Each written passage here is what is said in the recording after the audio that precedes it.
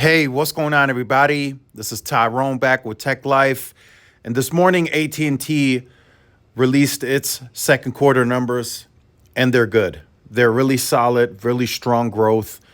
And despite all of the recent reports that we've seen from scientific test company Root Metrics, right, AT&T falling off a bit at the state level to Verizon, falling behind at the metro area tally to T-Mobile, it hasn't mattered for AT&T. And like I've been saying in certain videos, being the best now overall for Root Metrics for Verizon hasn't really helped Verizon grow the consumer base organically, but AT&T doesn't have that problem. AT&T beats estimates for subscriber additions on demand for higher price plans even. So let's look into this here. AT&T exceeded market expectations for wireless subscriber additions in the second quarter on Wednesday as the telecom operators' higher tier unlimited plans attracted customers, so their most expensive plan.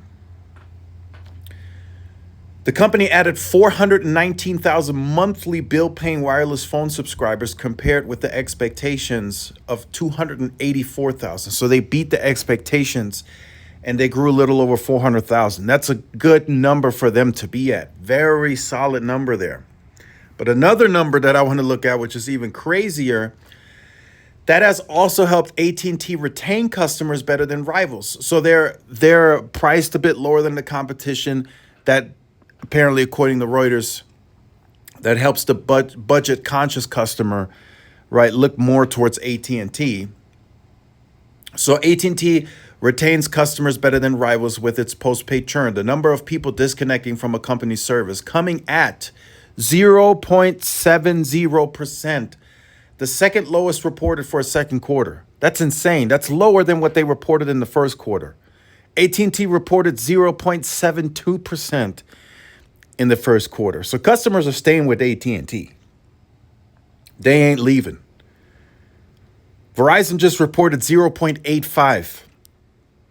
And based on T-Mobile's price increases not too long ago, I would say T-Mobile would probably be right around that 0.85 and higher as well. I don't see T-Mobile coming in at a 0.7.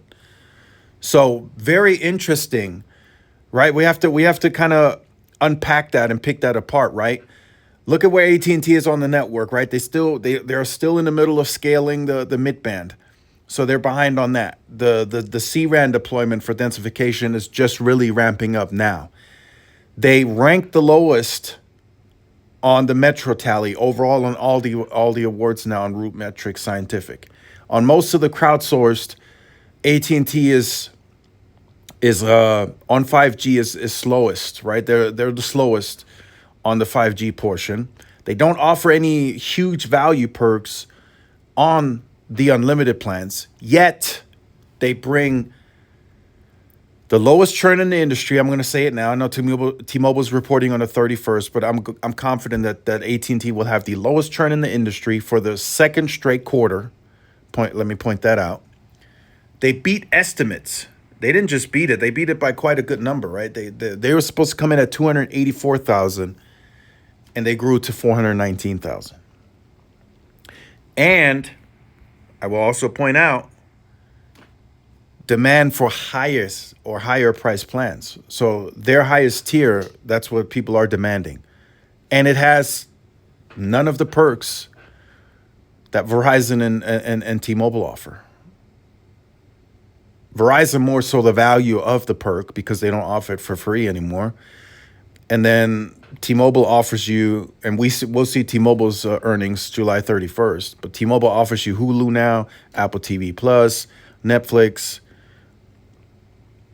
and yet AT&T will have the lowest churn in the industry. I'm confident in that. There was only one quarter, I think it was the second quarter of last year, where T-Mobile came in at like a 0.67 or 68, something like that.